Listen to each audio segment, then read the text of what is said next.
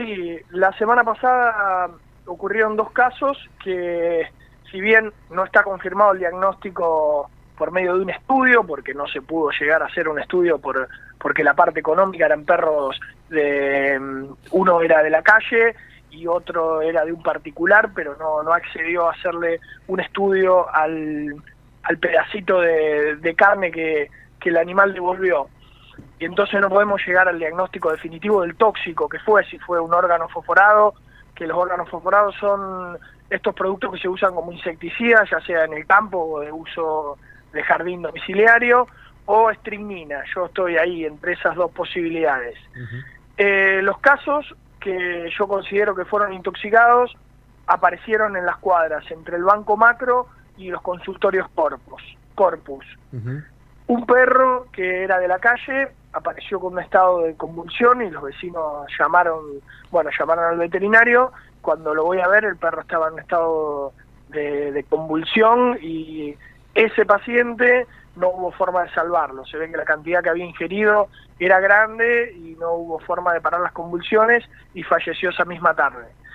Yo, como era un cuadro aislado, si bien el diagnóstico estaba entre intoxicación y otras posibles causas, bueno, pasó. Pero el domingo a la noche me cae un caso igual en la misma cuadra, entonces ante este caso ya me di cuenta que no podía ser que sea la misma enfermedad que el otro, porque no hay una enfermedad que ataque así de golpe. El perro estaba bien y a los 5 minutos empezó con convulsiones y eso, significó una intoxicación. Ese paciente se recuperó porque le pude provocar el vómito y con lo que él devolvió el alimento balanceado que le había dado el dueño y 2 pedacitos de carne. Entonces yo considero que esa carne era la que había producido la intoxicación. Mira, los síntomas varían de acuerdo al tóxico que le administren. En general yo siempre veo que los tóxicos que se administran son del tipo órganos fosforados, que son insecticidas, y eso da babeo, mucho babeo y convulsiones. Ese es el signo principal. Empiezan con un babeo, puede haber vómito y después convulsiones. Y el tiempo que tiene depende de la cantidad de tóxico que haya consumido el animal, pero no tenemos más de 2 horas o 3, a veces menos si consumió mucho, dentro de la primera hora que aparecen los síntomas, para actuar. En un primer momento uno se da cuenta porque el animal está bien y de un momento para el otro empieza a babear, a sentirse incómodo y después empiezan las convulsiones. Las convulsiones son como la epilepsia, o sea, esos que el cuerpo se pone duro, que empiezan con movimientos involuntarios fuertes de las patas y pierde la conciencia el animal.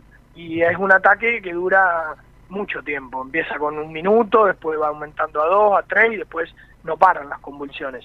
Pero todo depende de la cantidad de tóxico que ingiera y del tipo de tóxico.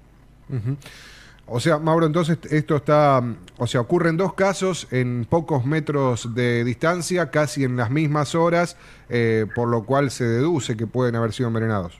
Exactamente. El diagnóstico definitivo no lo tengo, obviamente, pero a mí lo que más me lleva a pensar que están intoxicados son el cuadro clínico, que es como de intoxicación,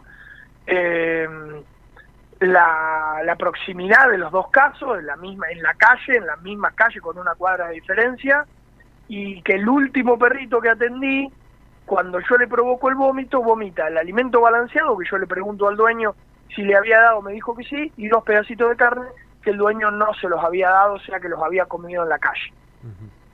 Entonces eso es lo que me terminó de convencer de que el cuadro era una intoxicación y que aparentemente ha sido provocada por alguien. Exacto, hubo casos anteriores hace poco tiempo atrás, ¿no?